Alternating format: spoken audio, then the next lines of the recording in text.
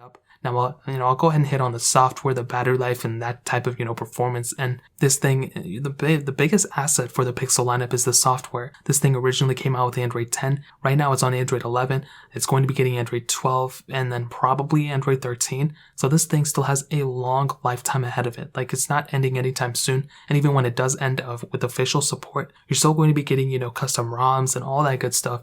So this phone is really never going to die. It's going to live on pretty much forever as long as you have some type of customizability behind it. Now, compared to iOS, it's definitely not as long, but for an Android, this is the iPhone of Android. This is going to be getting software updates for a very, very long time, and it gets monthly updates all the time too, which are really cool. So in terms of the software side, the Pixel lineup definitely wins. This is the best thing about the Pixel 4 it has going for it in 2021 is the software. And I just think, when you have a device like this, there's really no reason, a huge reason to upgrade. If you are okay with the performance, if you're okay with the battery life, if you're okay with the camera, then this is the cream of the crop when it comes down to software. Obviously, the Pixel 4 and the Pixel 5 are probably going to be lasting longer potentially, but this device, when it comes down to the software, is its huge, probably one of its biggest assets. But in terms of the battery life, this is an area where it kind of flopped in, 2800 mAh battery. Now, luckily, the software does actually help out in terms of the battery standpoint, so I think that's a really strong thing. Again, the best thing about the Pixel 4 in 2021